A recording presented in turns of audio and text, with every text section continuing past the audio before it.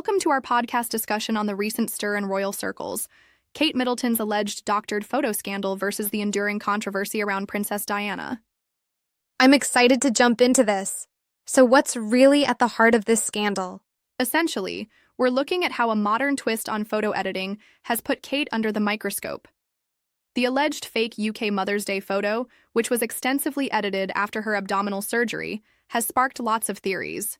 It's like a case of too much, digital manipulation. Unlike the old-fashioned retouching in Diana's era, this is a clear case of modern image editing tools being used, and that's pretty significant. Right. So while back then, even King Henry VIII had his portraits altered in subtle ways, Kate's photo seems to go way beyond simple color correcting. Exactly. The scandal, dubbed Kategate by some outlets, really picks apart how the digital editing went overboard. Far from just enhancing shadows to something that makes people wonder if the royal family is hiding her true health. Yep, and it looks like the controversy escalates because the intention behind the photo was to soothe concerns post-surgery, right? Right. The photo aimed to reassure fans of her well-being, but instead, it's like it created suspicion. People are comparing this with the paparazzi mishaps and privacy issues that troubled Diana.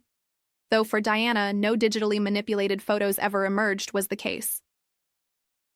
It really highlights how the royal narrative management strategies have evolved with social media. They tried to control the story, but instead it backfired due to the over-editing. Absolutely. The intended narrative was to control public perception through social media, yet the extreme editing ended up undermining that goal, painting an unintentional picture of distress. Yeah, that's fascinating. The contrast between a digitally manipulated image today versus the almost analog handling of portraits back in Diana's time. Indeed, and interestingly, experts like Neil Sean suggested that Kate probably gave the final nod to the edit rather quickly, thinking it was, acceptable. It shows a different kind of royal pressure today compared to what Diana experienced.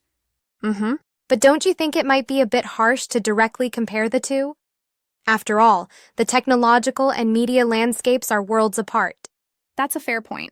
I mean, while both situations involve intense public scrutiny and the paparazzi's relentless gaze, the digital age amplifies every misstep.